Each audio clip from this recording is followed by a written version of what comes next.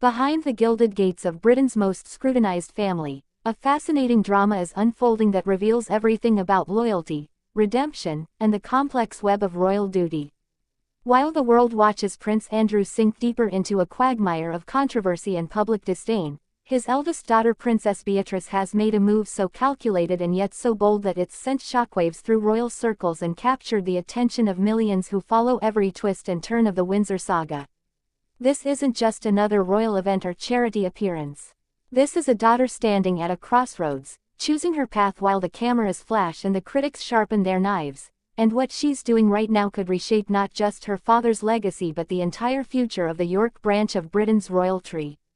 The timing couldn't be more explosive or more deliberate.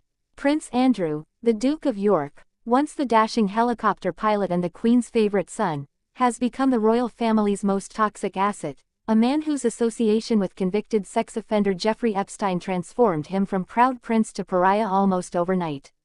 His disastrous interview with the BBC's Newsnight program became the stuff of legend for all the wrong reasons, with his claims about not being able to sweat and his memory of being at a Pizza Express in Woking on a crucial date becoming instant memes that circulated around the globe faster than any official palace statement could counter.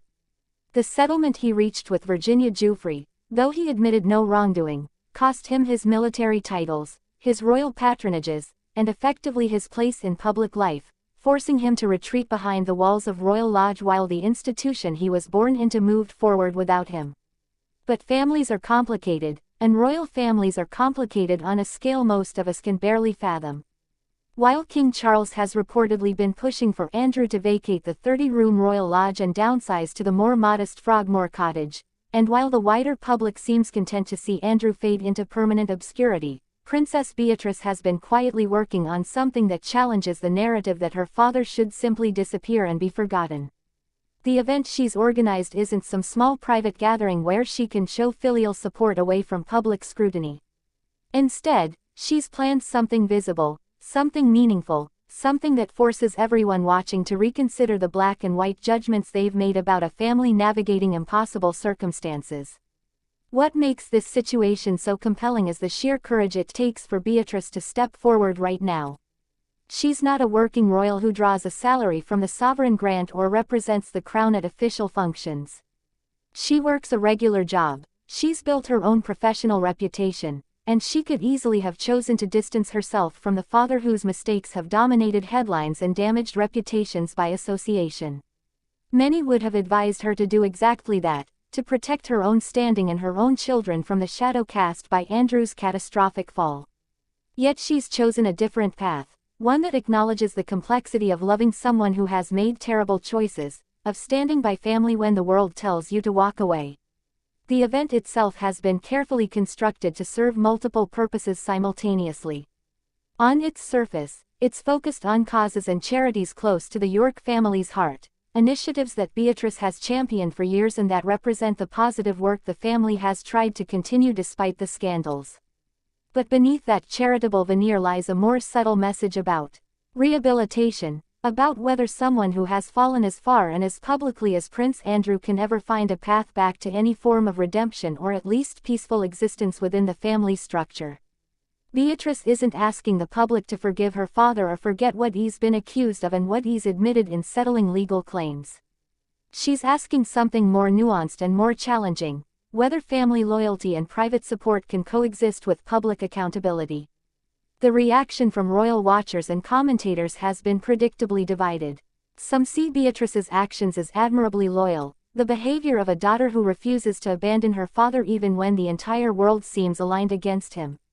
They point to the dignity she's maintained throughout the crisis, never speaking publicly against those who've criticized Andrew, never making excuses for behavior that cannot be excused, but also never turning her back on the man who raised her. Others view her event as tone-deaf at best and complicit at worst, arguing that any public platform given to Andrew or his immediate family serves to minimize serious allegations and sends the wrong message about accountability for those with power and privilege. What's particularly fascinating about this moment is how it illuminates the broader tensions within the modern monarchy. King Charles has made clear his vision for a slimmed-down royal family, one with fewer working members and tighter control over who represents the crown. In this new model, There's no room for Andrew, and by extension, limited space for his daughters to operate within any official capacity.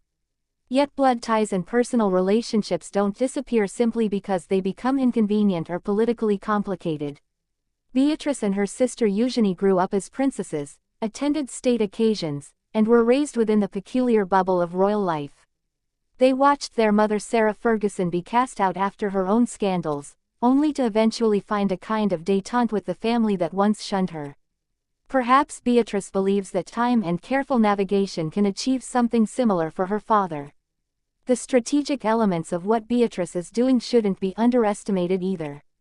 By organizing an event that keeps the focus on charitable work and positive contributions rather than on Andrew's controversies directly, she's attempting to craft a narrative where rehabilitation happens through action rather than through rehabilitation of reputation. It's a long game, one that acknowledges the damage is done and cannot be undone, but suggests that life and family relationships must continue somehow despite that damage. Whether this approach will succeed in the court of public opinion remains uncertain, but it demonstrates a sophistication about how reputation management works in the social media age. Behind the scenes, the dynamics are surely even more complex than what plays out in public. We can only imagine the conversations between Beatrice and her husband Edoardo Mapelli-Mazzi, between her and her sister Eugenie, between her and other members of the extended family who must balance their own positions and relationships against supporting or distancing themselves from Andrew. King Charles himself faces the uncomfortable position of being both monarch and brother, needing to make decisions about Andrew's housing and financial support while also being the family member who presumably still cares about his younger brother's well-being despite everything that's happened. Queen Camilla, Prince William, and other senior royals must also navigate their responses, conscious that every action or inaction sends messages about where they stand. The media circus surrounding all of this creates its own pressures and distortions. Every photograph of Andrew is analyzed for signs of stress or defiance, every statement from the York family parsed for hidden meanings, every event attended or not attended becomes evidence in ongoing arguments about guilt, privilege, and justice. Beatrice's event lands in the middle of this perpetual scrutiny, guaranteed to generate headlines regardless of how carefully it's been planned or how benign its actual content might be.